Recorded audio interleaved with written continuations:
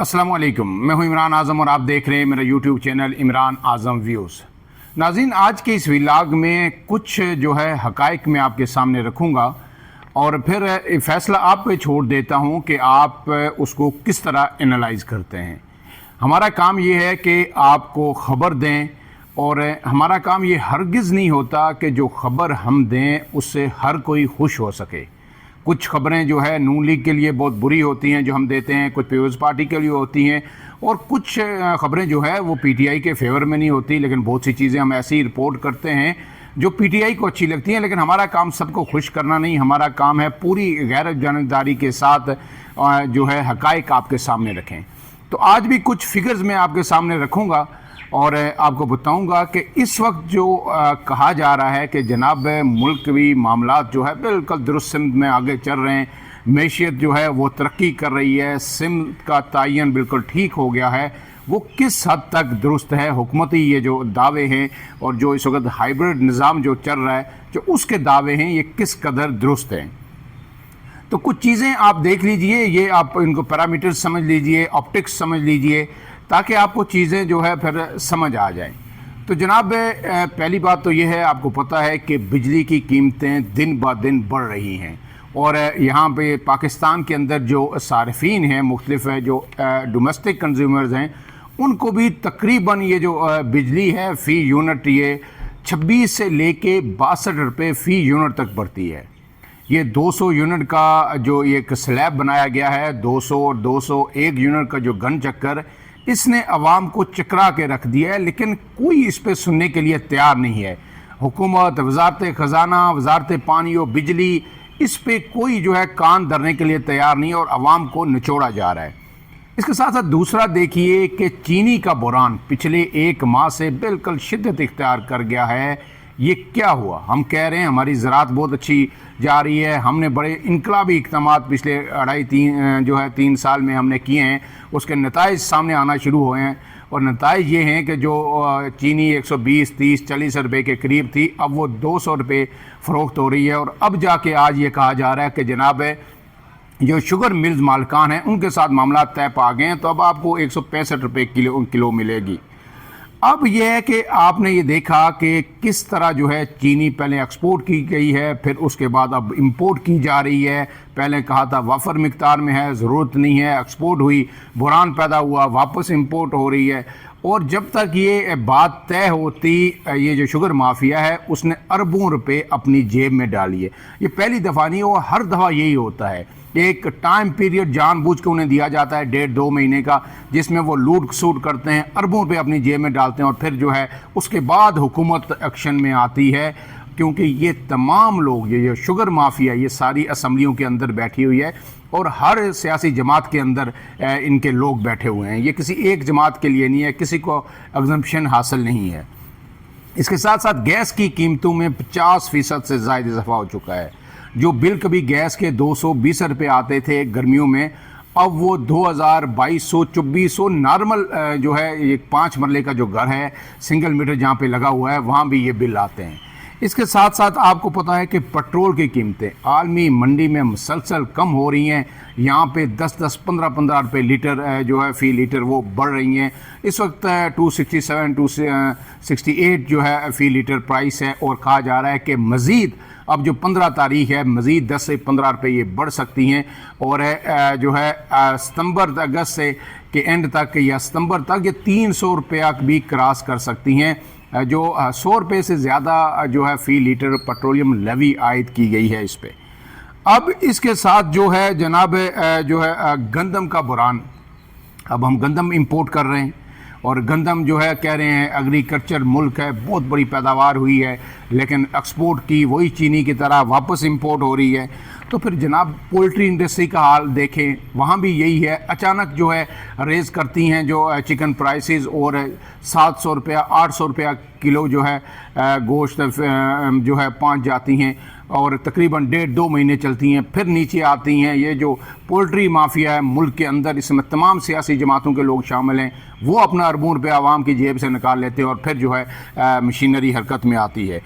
अब वज़ीर ख़जाना साहब इस सब में जो कह रहे हैं, जब रिलीफ़ की बात आती है तो वो कहते हैं कि जनाब कैसा रिलीफ़, हम तो जो है कर्ज़ पे चल रहे हैं, कर्ज़ लेके आपको रिलीफ दे रहे हैं, तो मैशियत तो अभी इस काबिल ही नहीं हुई कि आपको रिलीफ दिया जा सके। तो दूसरी तरफ जनाब दावे किए जा रहे हैं कि मैशियत बहुत बड़ी तगड़ी हो गई है, और जो इन्फ्लेशन रेट था, महंगाई जो थी, हसन इकबाल साहब कहते हैं कि 24% से हम 6% पे ले आएंगे, उसका इम्पैक्ट हमें ग्राउंड में नज़र नहीं आ रहा। चीनी महंगी, गंदम महंगी, फ्यूल प्राइसेस महंगी, मेडिसन की जो कीमतों में एक दिन जाएं तो मेडिकल स्टोर पे एक कीमत होती है दवाई की, दूसरे दिन दूसरी होती है। और आपको पता है कि निगरान दौरे हुकूमत में जो एक फ़ैसला किया गया था कि अब दवाइयों की कीमतों का तयन जो है वो ड्रैप नहीं करेगी ड्रग रेगुलेटरी अथॉरिटी जो है, अब ये मेडिसिन कंपनियां करेंगी।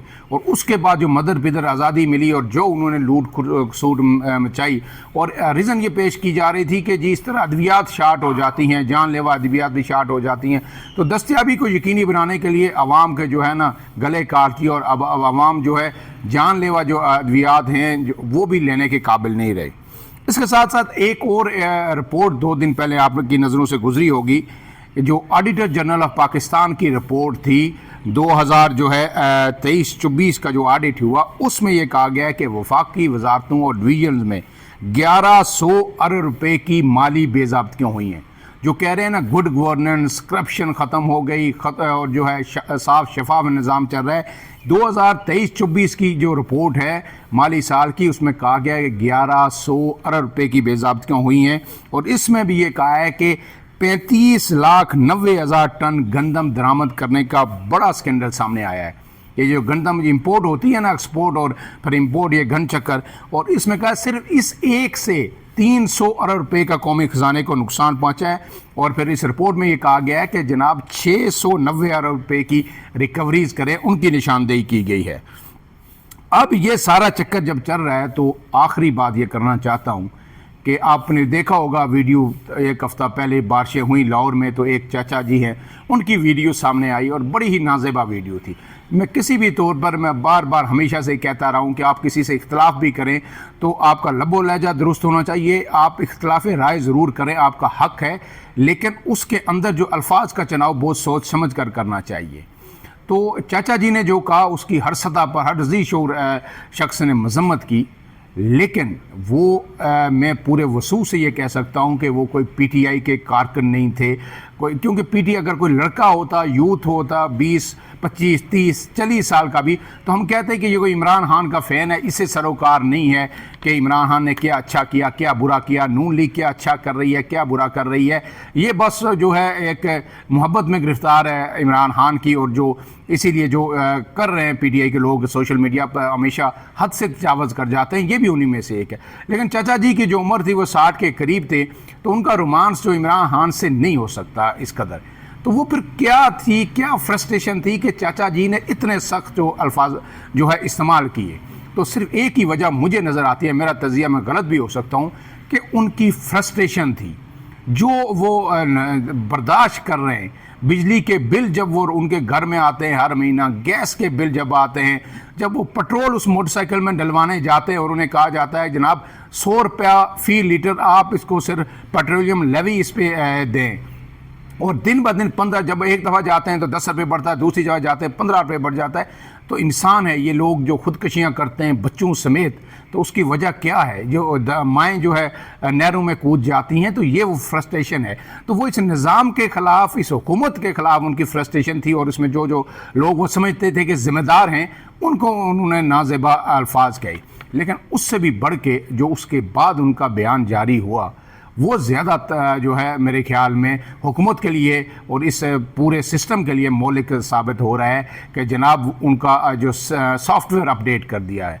अगर इसको इग्नोर कर दिया जाता, छोड़ दिया जाता, इसका मतलब है जो वो पैगाम देना चाह रहे थे, जहाँ देना चाह रहे थे, जिस जगह देना चाह रहे थे, वहाँ पहुँचा है। और कहा गया है कि जनाब जो है अब वो सॉफ्टवेयर अपडेट हो गया है, और फिर उसके बाद जो फिर AI वर्जन उसका बना, दूसरा वर्जन जो दोनों के हक़ में है, जिन लोगों को मुरुद इल्ज़ाम ठहराया गया था।